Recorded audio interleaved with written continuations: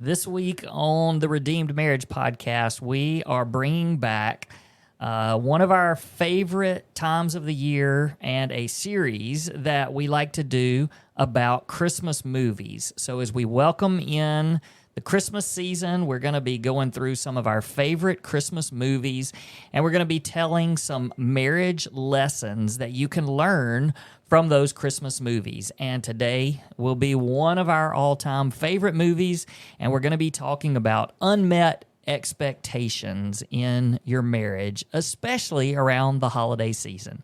So stay tuned. Hello, folks. Welcome back to the Redeemed Marriage Podcast.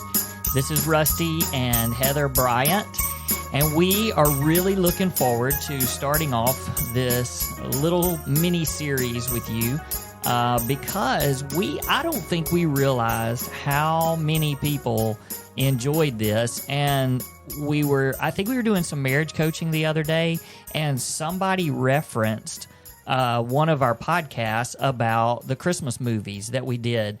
And I went back and looked, and that was 2 years ago. That's crazy. Yeah, so... It's time. It's time. It's time to bring them back. Speaking of it's time, it's turbo time!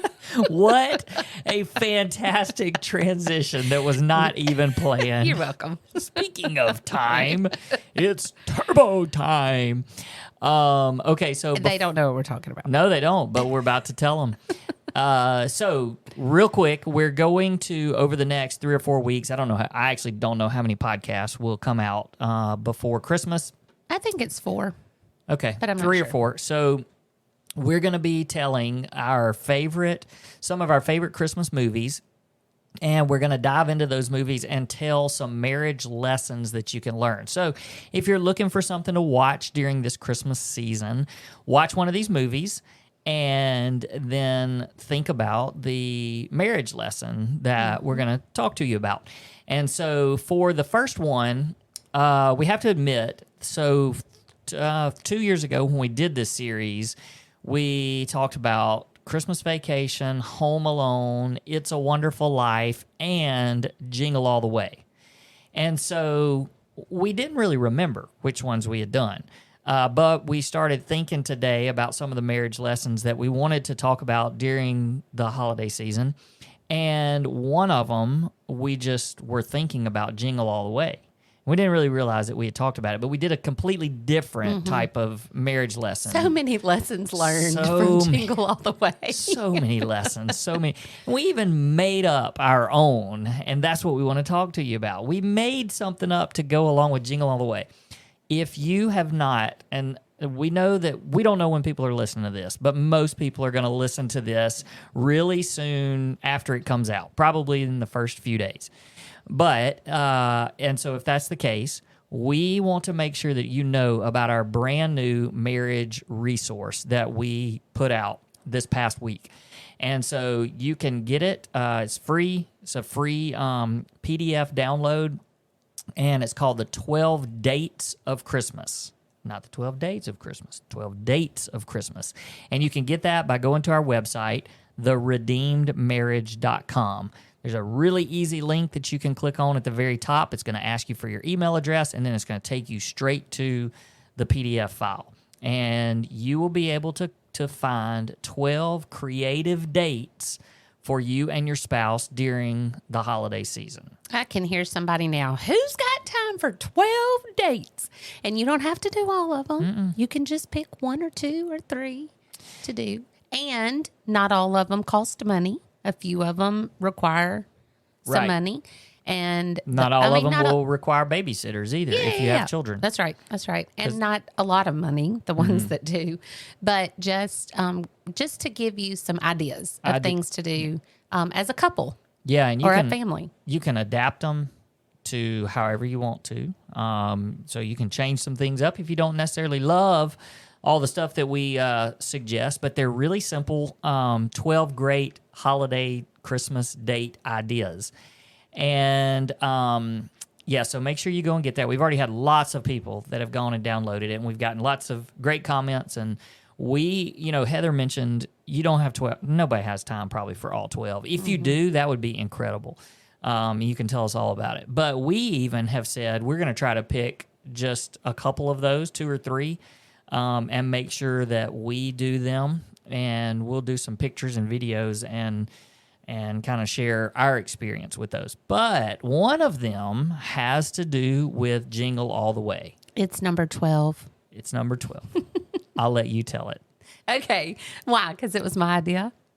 In a way, it really was your idea, but this is funny because most of y'all are going to look at it and you're going to go, oh, Rusty definitely thought of number 12, but it wasn't. It was Heather.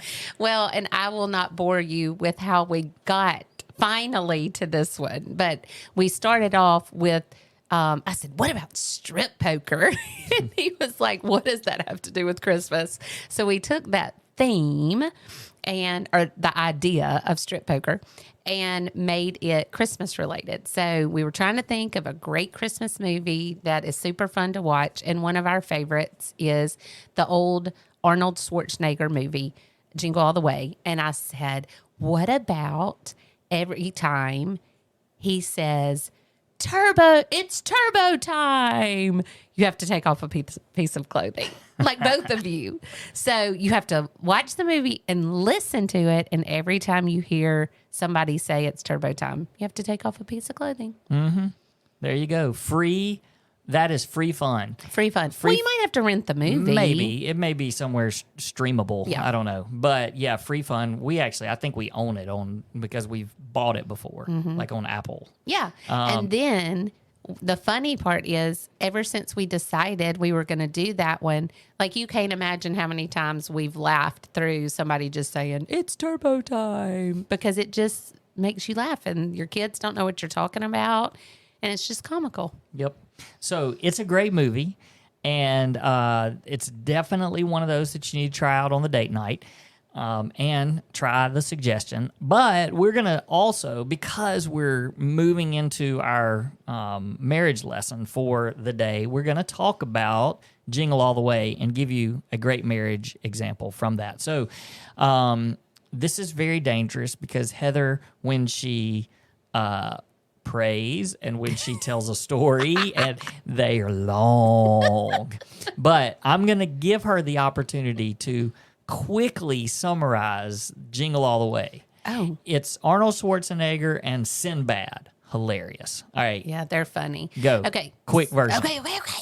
So much pressure. Okay, so Sinbad and his wife, and they have Oh, my dear goodness. It's Arnold sorry. Schwarzenegger and his wife. Do you want me to take over? No. Okay, go. I'm trying to think of his name in the movie. Arnold Schwarzenegger? I don't know. I can hear her saying it. Oh, gosh, that's going to drive me crazy. Okay, it doesn't matter.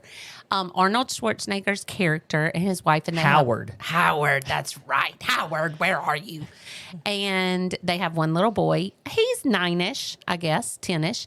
And all he wants is one toy called Turbo Man. And that's all he thinks about. Like, it's the only gift. And the night before Christmas Eve, she just happens to say, you did get the doll, didn't you? And he panics. He doesn't tell her, though, that he didn't get it. So the next morning he says, hey, I've got to run to the office real quick. And he spends the whole day trying to track down a turbo doll because it's the most popular toy. Think Tickle Me Elmo back in the day. Like, it's the hot toy and nobody has it. But he spends all day trying to find the toy. He runs into Sinbad, who's also trying to find the toy, and they kind of are in a race to see who can find it first. Do you want me to tell the ending too? Oh, no. Okay. It doesn't matter. Because then I'd hate to ruin the movie for somebody. Right.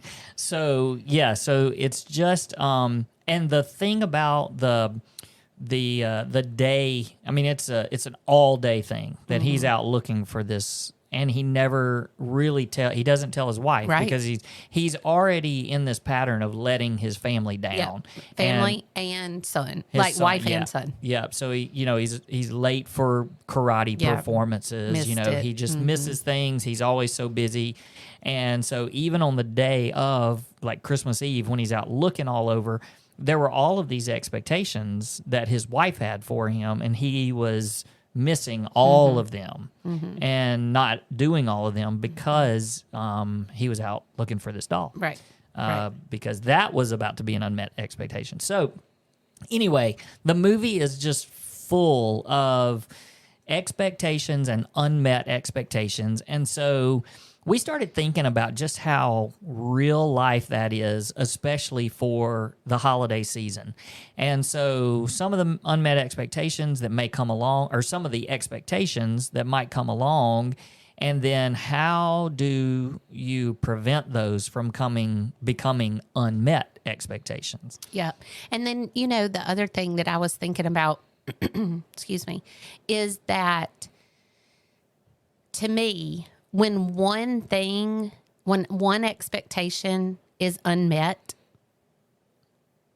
and then the next one happens, I think that every time it just gets easier and easier to see that expectations aren't being met. Like you get frustrated about one and then the next one happens and that's worse and that's worse. And I think that happens more during the holidays because our world in general has built an expectation around Christmas. Like you see commercials on TV of what it looks like. You see on Instagram, social media, all the things that the world says it's supposed to look like. And then when it doesn't look like that in your home, that's an unmet expectation of just even an idea of what it's supposed to be like. And we didn't talk about this, but I'm gonna go ahead and tell. Today, less than an hour ago, I said, this has just not been my day. I need to go to bed and try again tomorrow. And I feel like I had one unmet expectation after another today. And you kind of get into that pattern and then it's easier to see. So I'm walking into church and we sit on the front row or second row because I get really distracted in the back. And so we're walking up and I turn the corner. I have my coffee in my hand. Our 4 family is together for the first time in a long time. I'm just pumped about this day at church. Christmas season, Christmas decorations, all this up.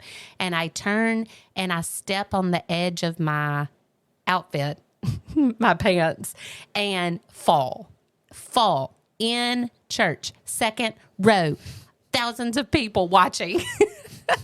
And I was mortified. I was so embarrassed. My coffee kind of splattered over 2 or 3 seats. And anyway, my expectation is here I am surrounded by my 3 boys. Surely one of them is going to be like, oh my gosh, Mom. Oh my gosh, Heather, are you okay? Did you hurt anything? Or blah, blah, blah.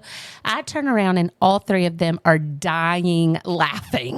And I'm like, what? I mean, of course, I can't show because I'm mad. I'm embarrassed. And that my expectation was not met. So I kind of sit through church a little bit fuming, a little bit embarrassed.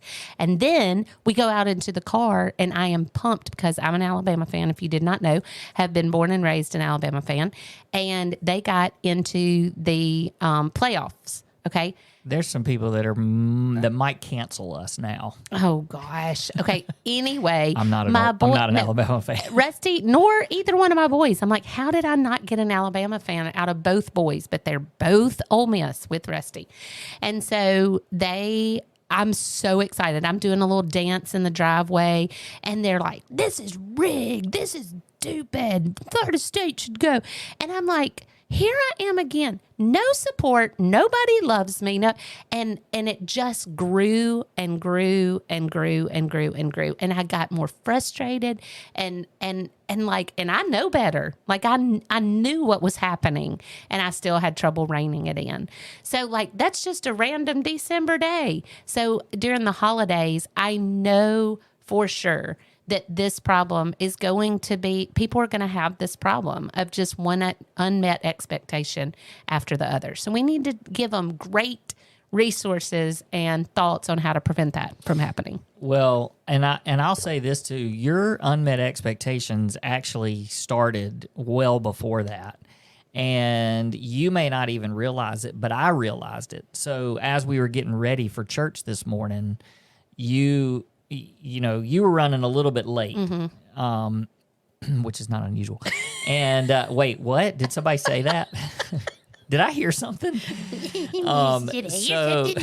So I was standing by the door, kind of waiting. You finally came out from the back. And the first thing you were like, your coffee wasn't ready. It wasn't. I mean, your coffee was not poured into a mug, and you didn't say, like, you caught yourself, but you almost wanted. I could feel it that you almost wanted to say to me, "Why have you not poured my coffee in my mug?" But you didn't tell me to. I made your coffee this morning. And so you did stop yourself, but I could just tell by your attitude. Well, it was like, I'm running late, and because you just kind of went, well, wait, my coffee's not, and then you kind of stopped yourself.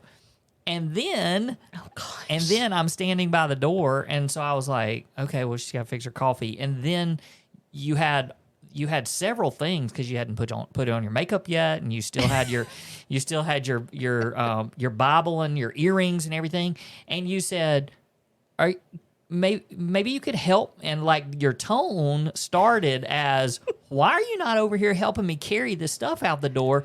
But you stopped yourself. Gosh, I'm good at stopping myself. You did stop yourself, and you said, and you were like, hey, can you help me carry some of this? But again, you never asked me to. I had no idea you had all of that stuff. And some of it had to do with your earrings and stuff being on top of your Bible. And I'm like, well, how was I supposed to know? Well, and see that, I mean, like, this is the perfect real life example to what we're talking about. Because I never, all I had to say was, do you mind fixing my coffee? Absolutely. But in my mind, I'm thinking, he knows I'm running late. And so he's just standing here waiting on me. Can he not see that my coffee's not done? Can he not see that I don't have enough hands to carry this? But in reality, you can't, because that's not how you're wired. And so I know that, but I do not choose to voice that sometimes. But when both times you said you stopped yourself, and the reason for that is I know, I should have just said, will you fix my coffee? And so we still deal with this all the time. We went straight to church. They had a little breakfast for people who were helping, like ministry wise. And we went in to have our breakfast, and a friend of mine was sitting there, and I could tell all over her face that she was not having a good morning. And I was like, are you good? And she was like, yeah. And I said, well, and I just shared, I said, Rusty's so frustrated with me because we were running late, blah, blah, blah.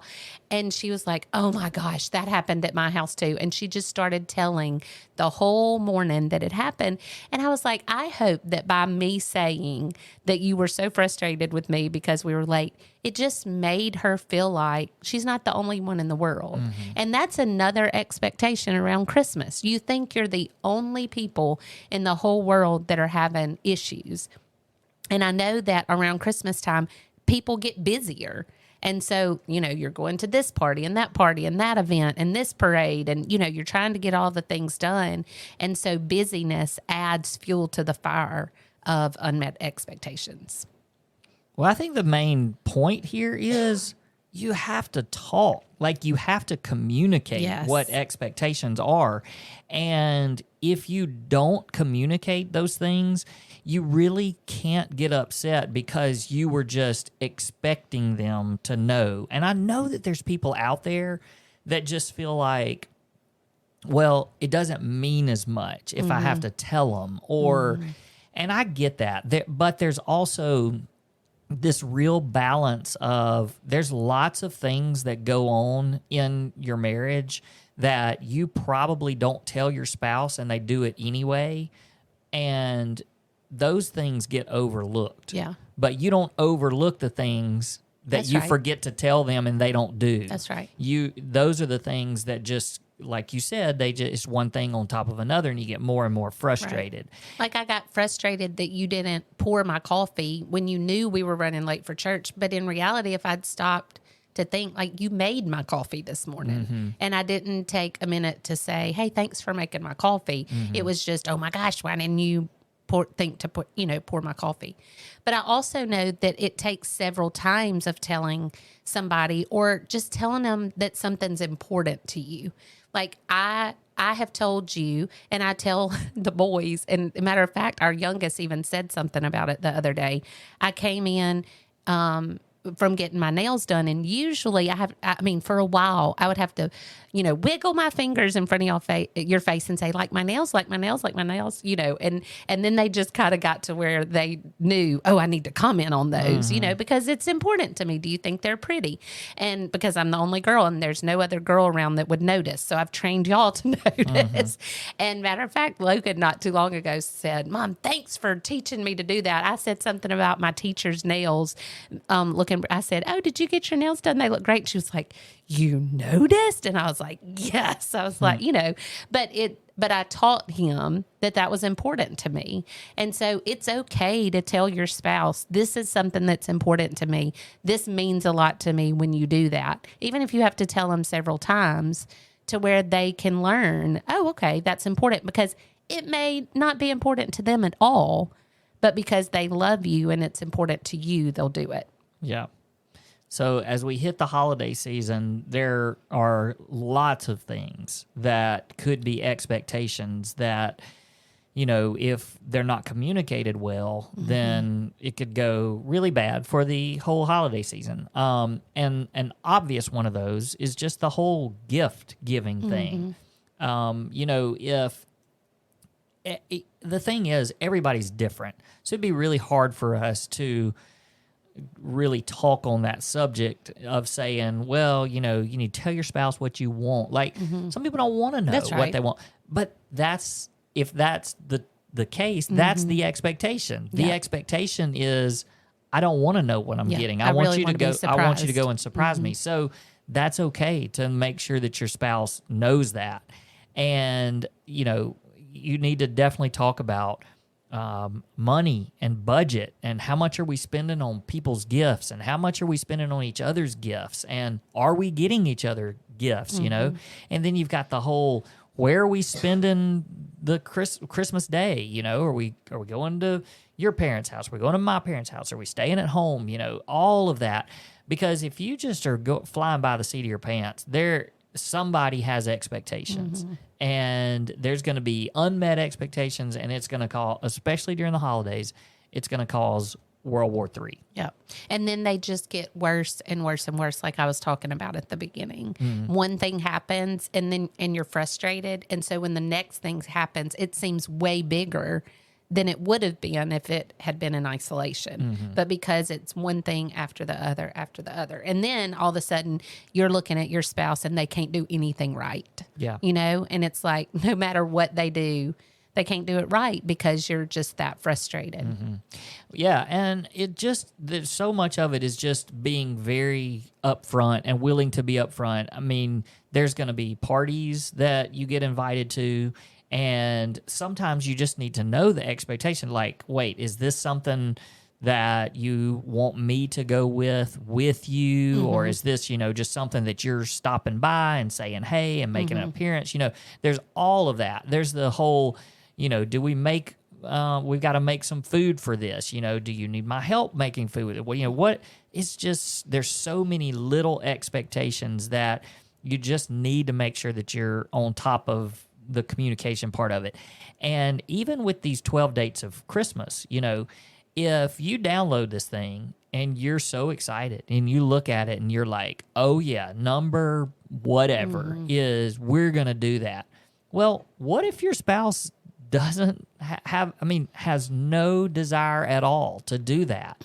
So those are even some of the things, not that, you may decide, look, here, I've got these 12 dates, and they may say, surprise me, let's go do one and you can choose. Great. You've at least communicated that. But it might be that you need to, you and your spouse need to talk about what of these is going to be fun. Or Heather had a great idea. She said, put them all in a hat, put them all in a hat and draw one. And then whatever comes out, that's what you're going to, that's the one you're going to do. But I'm just saying, you don't want to waste opportunities for something good to happen because there's unmet expectations along the way. Yep. And just like in that movie, how it, at the very beginning, he just wasn't honest with his wife.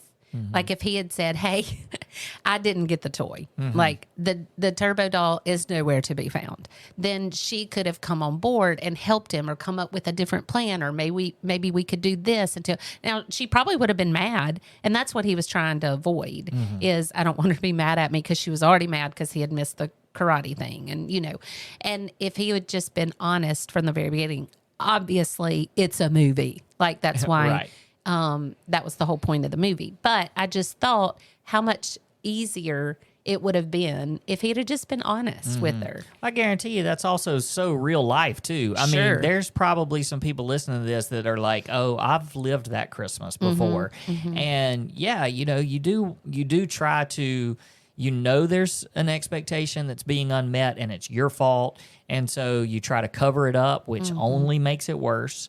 And instead, you just come clean and you're honest and you're saying, hey, this is what happened. And then you as a team figure out what's the solution to it. Yeah, there might be some upset and frustration and all that, but then you figure it out. But still, that's communication. And if you don't talk about it, then there's no way it's going to get any better unless you get lucky. Yeah, exactly. And you're able to solve the problem without them ever knowing. them ever knowing. But that rarely happens. Yep. So that's the biggest marriage tip of the day is that rarely happens.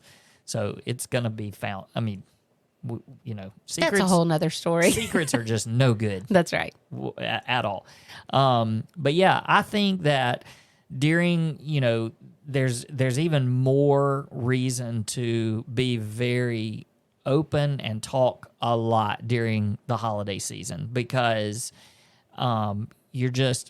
people are constantly buying presents. You're making agreements to go here and do this. And man, when those things come up and they're just surprises to your spouse, it's hard. I mean, it's like, I wasn't planning to do that. I had no idea you were expecting me to have to do that. And I had already planned this and I was already thinking this, and I wanted to get our kid this. And, this was something that I already went and bought for them. And the kid told me that they wanted this. And so I got it. And it's just, it's a recipe for disaster, but it's also a great time to work on your communication skills because there's so much going on and it's so crucial at this time of the year. And so if you work on it and you do it right, then it bleeds over into the everyday when it's not the crazy holiday season. And you just sort of get in this habit of making sure that you're communicating what expectations are. Yep. All right. Did we cover it? I think, how much time do we have left? A couple of minutes. Okay, good. Can I say one more thing?